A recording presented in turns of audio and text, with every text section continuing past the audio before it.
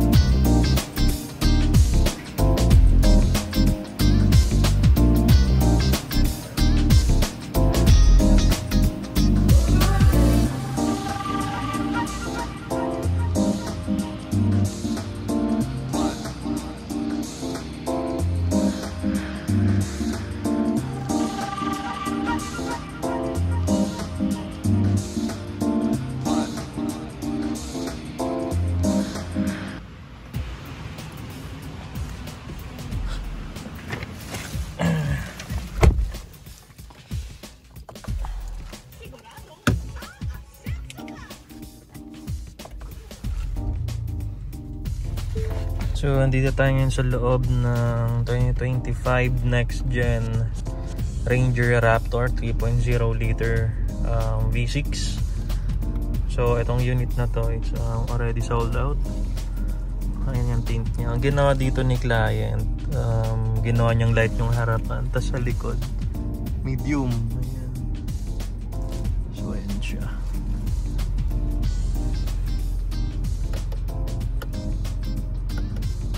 So, ganun ulit. Ito yung mga nabago sa kanya. May option na yung ano niya, yung shock. Yung una is normal, sports, and off-road. Ayan. Normal, sports, and off-road. Tapos, dito yung exhaust niya sa muffler. So, meron siyang normal, sports, baha, quiet. Ito yung quiet mode niya. Kung ako naririnig siya. Patayin ko yung aircon. Try natin yung try muna natin yung quiet niya. Kung ako naririnig yan, guys. Normal, sports, parang Mustang, baha. Baha tsaka sports para magkatunog.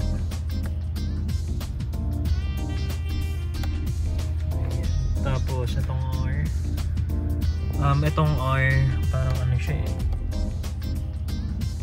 press R again to enter new mode. Try natin itong R.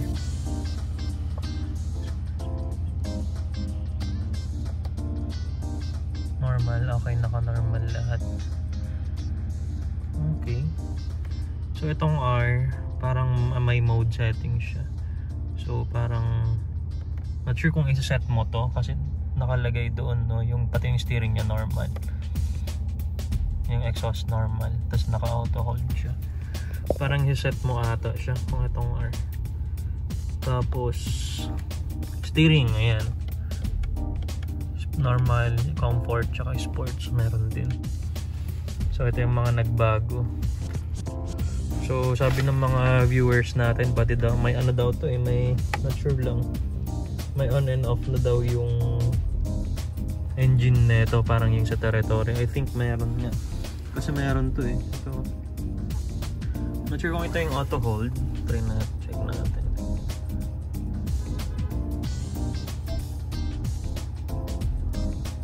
Hindi, andito yung auto hold niya. So tama, itong A na to is yung sinabi ng client natin na may auto off na yung engine niya while traffic kapag naglo-long ride tayo. So mas maganda yun sa mga makina, mas tipid. Pero sa search ko muna kung auto on and off na ng engine to. So ganun pa rin, may automatic park siya, traction control. And that one is, ayan, pag nag-off-road tayo, meron siyang lock bar sa likod. Tapos yung modes of ano niya, 4x4. Okay, may for high, for low, tsaka for auto. And yung drive modes natin, rotate mo lang siya. So yung drive modes niya, normal of course, sport, slippery, mud, sand, baha, ayan, rock, and cold.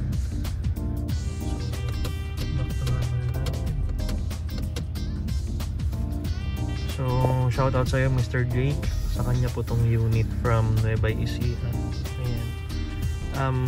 Client natin siya from dito rin sa YouTube. Nakita niyo yung number natin dito sa YouTube. So sa mga gusto mag-reserve po ng unit, kontakin nyo lang po ako. Yan po yung number ko, nasa lower right side. Call me at 0998-587-8209 po. Dito po yung dealer natin sa Ford Subic. Okay. So yun lang yung mga nabago guys. And so yung pa rin dun sa dati. Ayan, may mga abang button siya dito.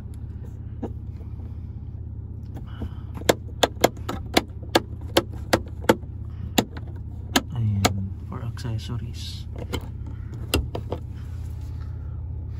Ayan, naka-auto dimming na rin tong ano na ito, center mirror, tsaka black interior na rin tayo. Okay, so ganun pa rin, same pa rin sa dati guys.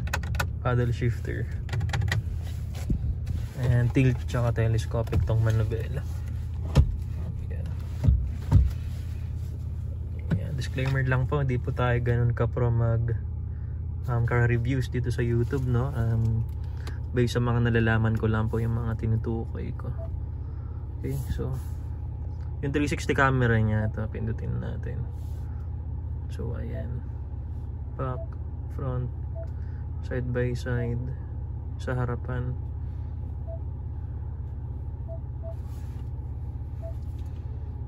Ayan.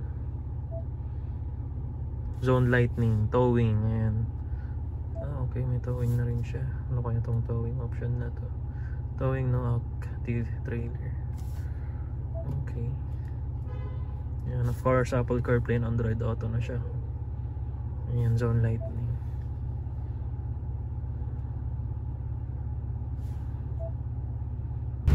Pag binubuksan na yan, na-open siya. Yan ang zone lightning.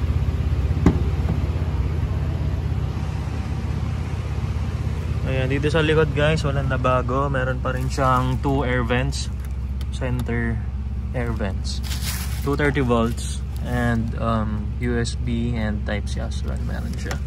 Okay. Tsaka may free mattings tayo, automatic yan.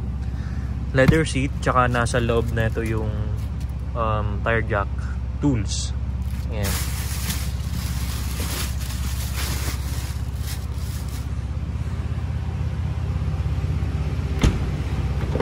Tapos yung gas tank na ito guys, parang sa Mustang na, capless na siya.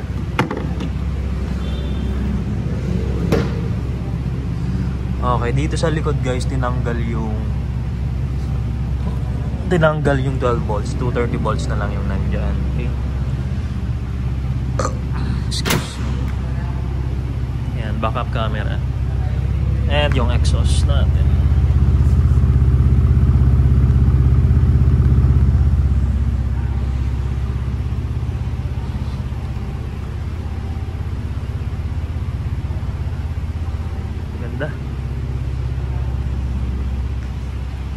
So again, shout out sa iyo Mr. Jake. Salamat po sa pag-purchase nitong unit.